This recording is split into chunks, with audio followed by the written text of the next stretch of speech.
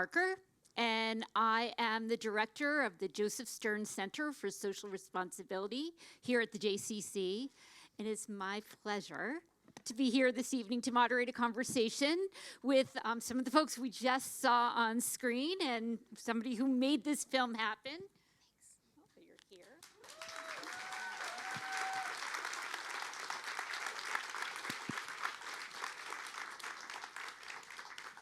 And so I want to introduce Laura Seltzer-Duny, our film producer and impact director.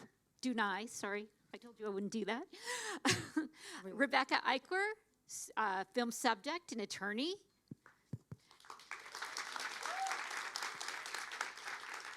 And Charlene DeCruz, who is a subject and attorney as well. It is such an honor to be sitting here with all of you. After just seeing you on the screen, it's incredible. I was just so moved by the film.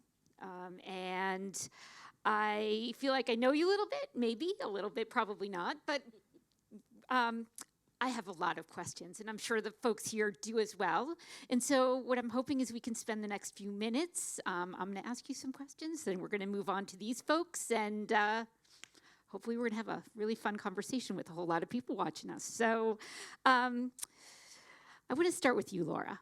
Can you tell us, how did you get involved with this project? Sure. So it was actually Victoria Bruce's idea. And she came to me from the get-go, and I was on board at the start for many reasons. But one was she had found out about this VW bus that the two of you went into the caravan, migrant caravan, and you just started to help, like what you guys saw on the film. So it was such a great story. I didn't know where is Vicky? Can we just give a round of applause to our director? And we all just take turns speaking, so that's why she's not here today. And if we could also, Kristen Schrecker is here, our supervising producer. And Karen Hayes, who did some camera work for us, she's here too. She was out in the field with us in Mexico. And the rest is history. We started before COVID. We got through COVID with this film. We empowered Rebecca with an iPhone camera. We just made it work, and Vicki pulled it all together. So that's my answer. How we got involved. Incredible. You've done such a good job at accomplishing everything that you set out to do there. And I'm curious what you're hoping the impact of the film will be. Okay, so that's my biggest passion. So I came on as the producer of the film, but then I also became the impact producer director after the film is made, because that's making the film is half of the work, and then actually making sure that we actually can make an impact and inspire people like you and me to make a difference. So you watched the film and you saw that individuals like Charlene, like Rebecca, like a lot of the advocates can make a difference. You help one individual at a time. The whole concept of what's the Jewish concept of saving one individual is like saving the world. And that's what we hope to inspire. So we have this on our website. You can actually pull out your iPhones and any of your smartphones and go here, and it'll take you right to opportunities to make a difference directly. And right now, we're trying to help this mom and daughter and their family pay for their legal fees to be allowed to stay in the U.S. and to be safe. I mean, to really, need I say more? I think you understand.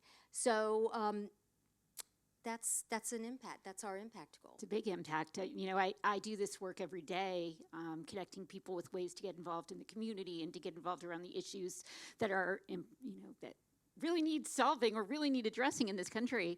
And I rarely see a site that I'm as impressed by as the one that you've created here. I mean, you've really got a lot of different ways to help, and so I encourage all of you to take a look when you have a moment, either now or later, because you will find something there that is a fit for your interests. I want to move on and ask a question of you, Charlene. Much of what we saw on the screen this evening took place quite a while ago now.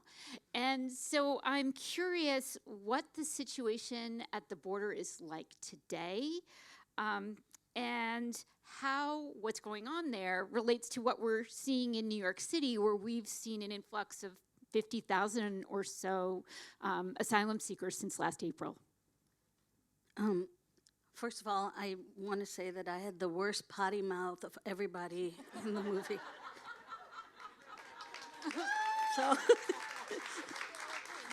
okay. Charlene, that's how you talk. I know, but I'd never been in a movie before. So. We all appreciated it. You were just saying what we were thinking, so it's okay. Yes, that is true. Even though it was 29, I watched the film for the first time last night. I hadn't watched it before, and so I've just been swamped, and I think Vicky was like, watch the film, like, yes, tomorrow, and it never happened, so I flew all the way from Texas to New York City to watch the movie.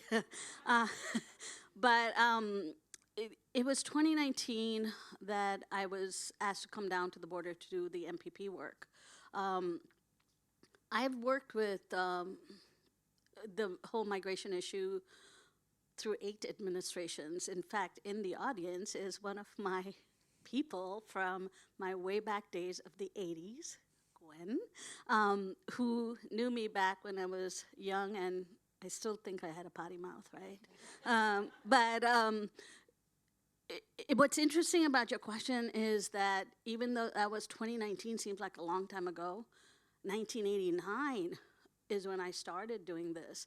And even though that was a long time ago, all of the impacts of what the government was doing then, it's still happening now. People think that a lot of this stuff started with Trump, and I dislike that thing.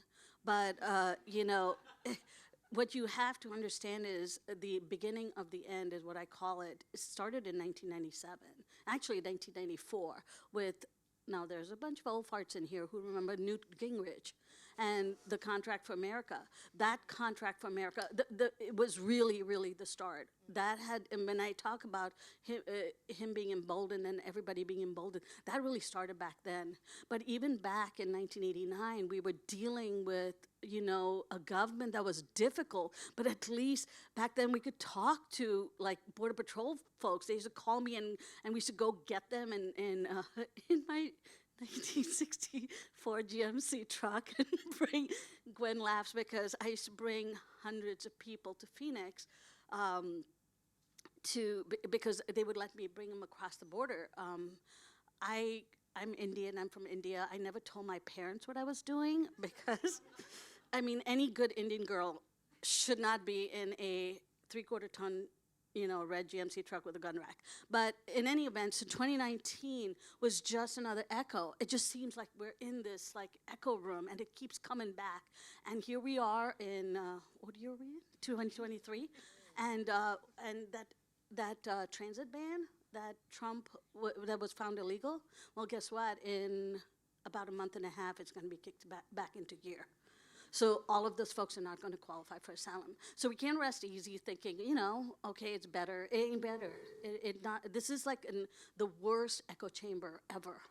And what's sad is I've been in Europe working there, and same thing's happening there. And we cannot, for one moment, ignore one very crucial factor: race.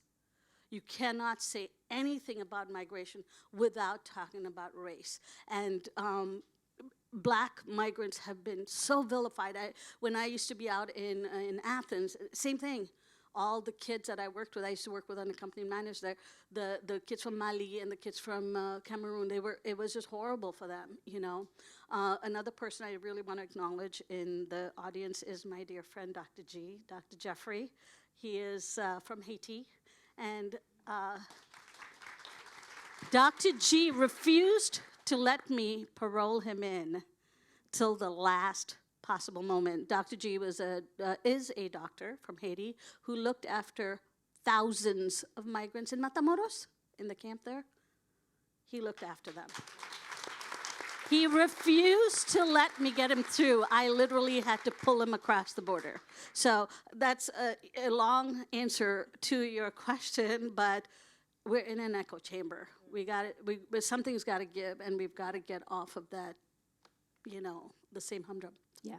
So we're going to come back to that later, and what's going to give, what's going to change. But I want to loop back to the very challenging nature of this, and I can't help but look at you both on the screen and think what a toll it must take on these humans, and how hard it must be at times. And so I'm really curious, and Rebecca, if you could answer this one, what keeps you going, and how do you take care of yourself? Well, I did it for 20 years, not to the intense level that Charlene did, but what kept me going was the successes. I've since stopped, though, because it is incredibly draining, and I've pivoted. I'm really lucky to have had Vicki and Laura come in and show me a different way and give me an out where I can still use my skills and my knowledge, but not doing direct client services, because it really is very draining. And I think that that's a big thing that didn't get talked about when I first started, which was secondary trauma, vicarious trauma, that first responders and people who work close to such trauma suffer themselves. And I think that that's something that anybody going into this field really, really needs to be aware of, and very protective of their own mental health. And for that reason, I've stepped away from doing direct client services. I'm glad you were able to do that. It's hard, and I really just want to thank you both for everything that you've done for all of these humans on the screen and more, because I know it must be incredibly difficult. I can see from Juliet that it's time to go to audience Q&A, so we're going to do that now, and then I want to loop back and ask a couple of other questions at the end. If we have any questions, a microphone will be passed around, or we can have a few questions. I have a lot of questions, so if you don't have questions, I can keep going. Hi. As a yellow Volkswagen owner, this was the coolest thing ever. I wanted to ask about Raisa's case, if you know any updates about her. She's still waiting, right? As far as I know, the judge, now it's been 2.5 years almost since the judge has issued his decision, which is not normal. It shouldn't take that long. Nothing is normal. Nothing is normal, though. She lives in Ohio. Her husband got across. Raisa's husband was able to get across, and they have a baby now. I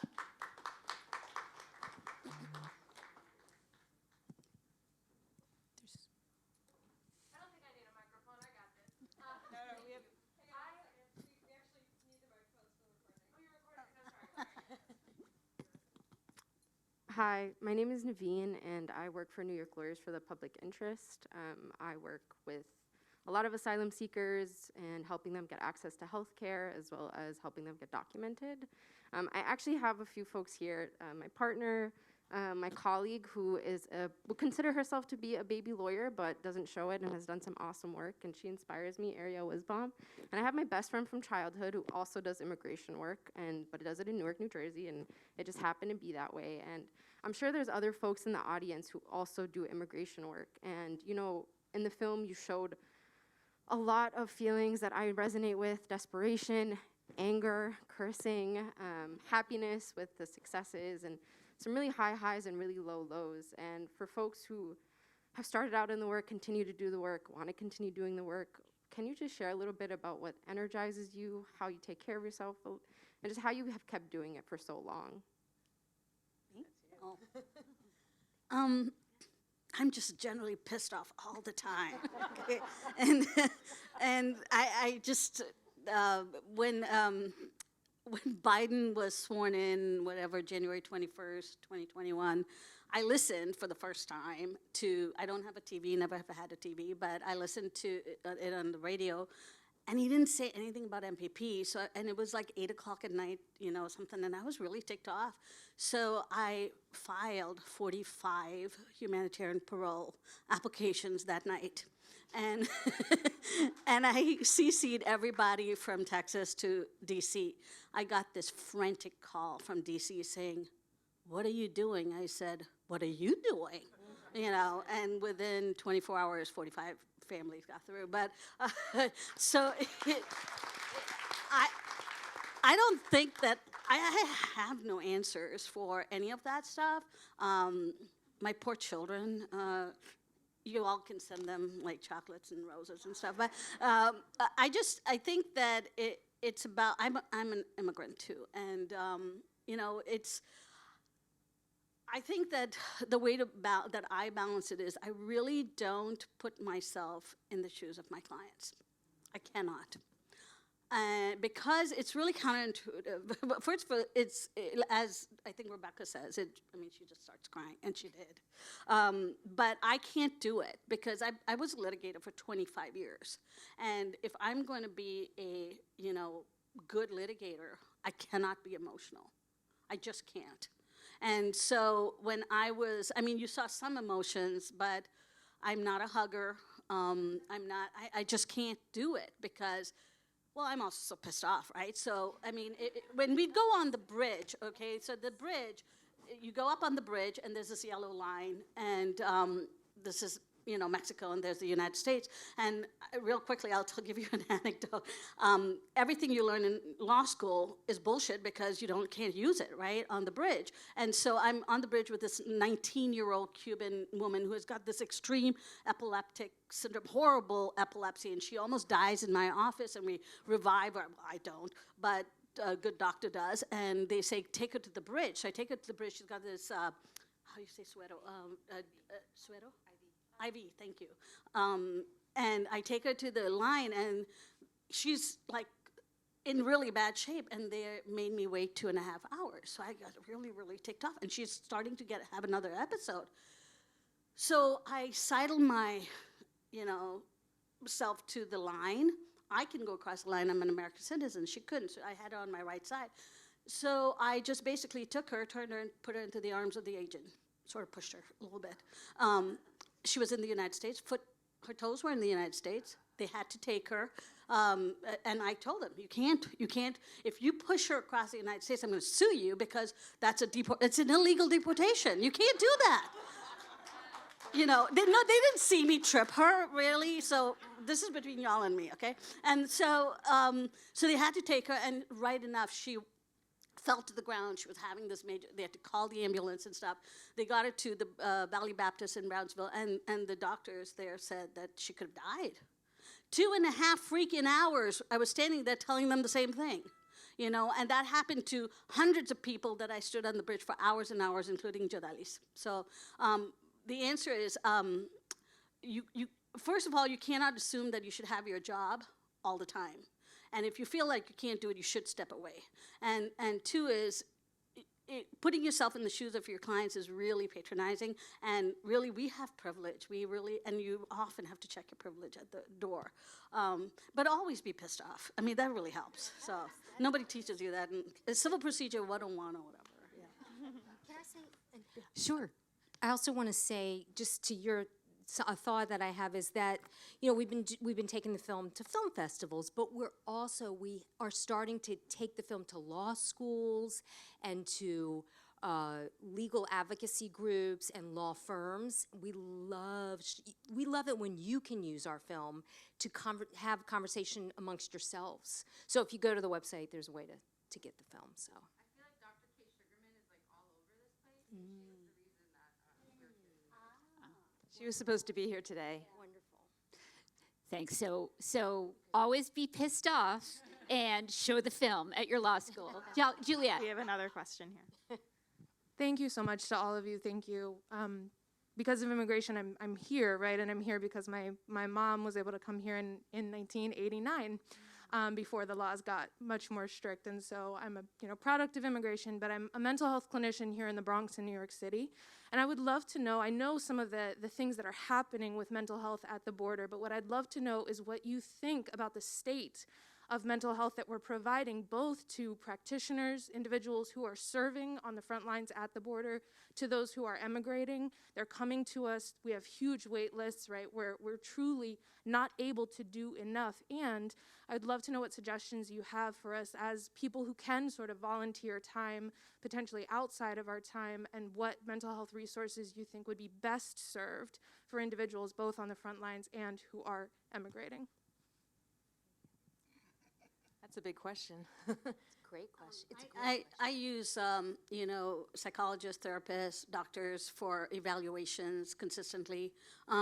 We need them. Yesterday I was speaking at Lehman College, and a young woman from West Africa came up to me, and she had just graduated with psychology major, and I said, you can work with the psychologists to help with the evaluations. We really need them. I heard from a client recently who's applying for asylum, I think in New York, and she was quoted $5,000 for a psych eval.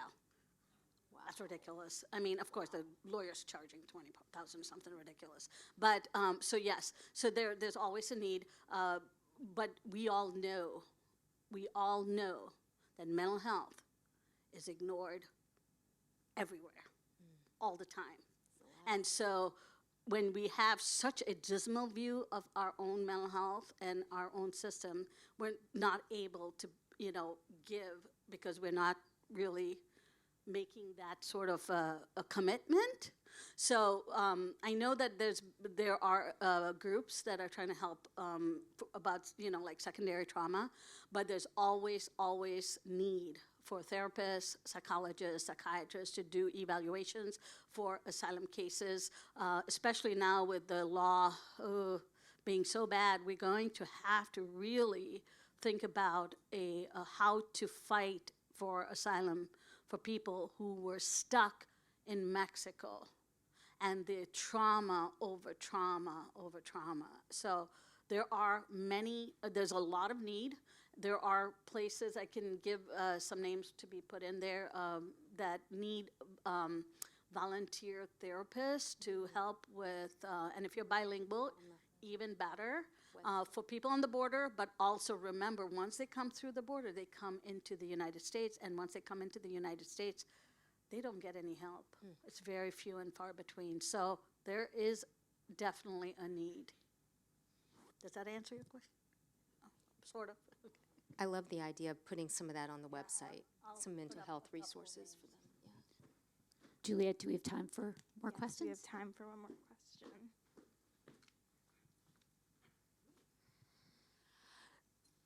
Thank you so much, ladies, for the film. It was just stupendous. I can't even say more about it. But as far as the question about race and the immigration crisis and how we can't separate the two issues from each other, if it's already bad, how much worse is it for African and Haitian immigrants? Like, I mean, really, how bad is it? It's bad. It's bad, and it's interesting. Every time we think that we've seen the worst, it just goes lower and lower. And it's not just, okay, who heard about what happened in Matamoros last week, where the four African Americans from South Carolina, I think, or North Carolina, went across, and they went to go get medical care, which I have to do because I can't afford to pay for medical care, so I go across the border to get and they were going to the Semeku, which is the clinic, and where they were assaulted is on this road called Laura Villar, and there's a Haitian camp right now on one end, and another camp which has mostly Venezuelans, and they were assaulted right in the middle, and I go up and down that road quite a bit. They thought that they were Haitian migrants. And so they assaulted them. And we've been screaming forever to say that the Mexican Federales, that the INM, the Policía Nacional, everybody have been targeting Haitians. And, it doesn't matter. And now, for Black Americans were, you know, thought of as being Haitian migrants. So the assault was really on Haitians, if you think about it. You know, sadly, the 4 Black Americans had to suffer and die and get kidnapped. But the target were Haitian migrants. And Haitians have had, I mean, 95% of my cases were Haitian migrants eventually, because they were routinely ignored by Mexican immigration services and American. Even we at the border weren't helping the Haitians. Again, I was pissed off. And so I have like 95% of my clients were Haitians just because nobody was helping them. And so how much worse can it get? It's going to get worse with the transit ban. Haitians, many of them, most of them will fly to Chile or Brazil or Argentina, and then they'll make their way up through South America, through the Darien Gap, up through Central America, and come up. Transit ban says, if you haven't applied for asylum in all of the countries that you've made it, you're not going to be allowed to get asylum. That's Biden's rule that's going to happen now. Haitians, Venezuelans, all of these, but Haitians are particularly impacted because of their race, because they're black, because they are black, they stand out, and because they stand out, they are going to be assaulted and killed and kidnapped, and many of them disappear. Sorry, I mean, it's gonna get worse. Thanks, I guess. Thanks. I know. Before we wrap up, there's obviously a huge amount that we could talk about. We could probably stay here all night and several nights afterwards and talk. I want to give each of you an opportunity to share a thing that you want us to leave here knowing tonight that you didn't have a chance to say and that you think is really, really important. And I'm going to ask you to do that briefly. I know it's kind of hard. I can do it. So take a moment and think about it. And then we can go in whatever order you like. So whoever, you're ready. See, look at that. I want to go first because they're going to probably say, anyway, stuff I was going to say. The problem is seemingly insurmountable. I mean, we see that, we know that, but my takeaway, I'm really, really passionate about this, is that we individuals, right here, we see this individual, she makes a difference every day. She is saving one individual can make a difference. You guys, you're the mental health, helping with the mental health, you're making a difference. With your law work, you're making a difference. With my filmmaking, with Vicky's film, we're making a difference. We're shedding light, we're sharing. We're trying to inspire you guys to come on. Bottom line is we can all make a difference. That's my takeaway. Is that long? That's great. Thank you.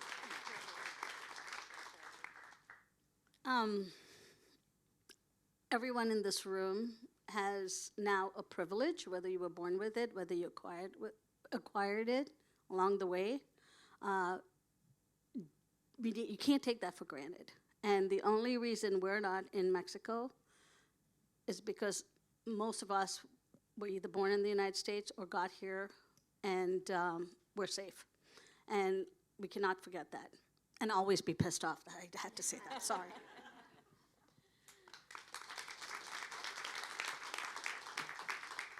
I'm going to echo what Laura said. I went to law school because I wanted to change the world.